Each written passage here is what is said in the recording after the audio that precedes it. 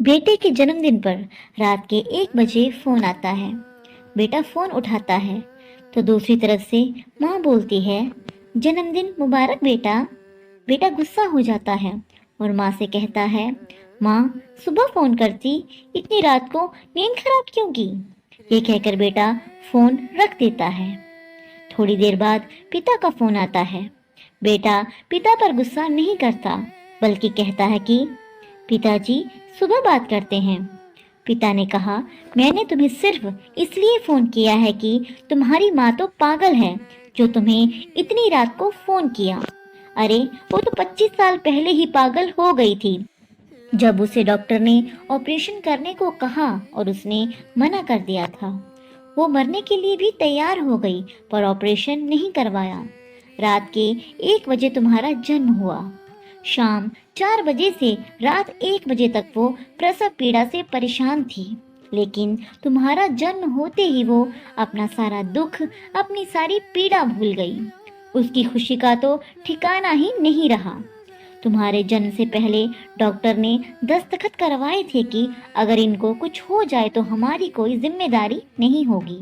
उसी माँ ने तुम्हें एक दिन 1 बजे फोन क्या किया तो तुम्हारी नींद खराब हो गई। वाह बेटा वाह, मुझे तो वो पागल रोज रात को 25 साल से लगातार 1 बजे जगाती आ रही है और कहती है, देखो हमारे बेटे का जन्म इसी वक्त हुआ था। बेटा बस यही कहने के लिए मैंने तुम्हें फोन किया था। इतना कह के पिता फोन रख देते हैं। बेटा पूरी तरह सुन्न हो जाता है। सुबह वह अपने घर जाकर माँ के पैर पकड़कर माफी मांगता है। तब माँ कहती है, देखो जी हमारा बेटा आ गया। बेटा माँ के पैर पकड़कर माफी मांगता है। उसके बाद वो अपने पिता से भी माफी मांगता है। तब पिता कहते हैं, आज तक तुम्हारी माँ कहती थी कि हमें कोई चिंता नहीं, हमारी चिंता करने वाला हमारा बेटा है। पर बेटा अब तुम यहाँ से चले जाओ, मैं तुम्हारी माँ का ध्यान खुद रख लूँगा, जैसे इतने सालों से मैं रखता आया हूँ। तब माँ कहती है, माफ़ कर दो जी, आखिर ये बेटा है हमारा।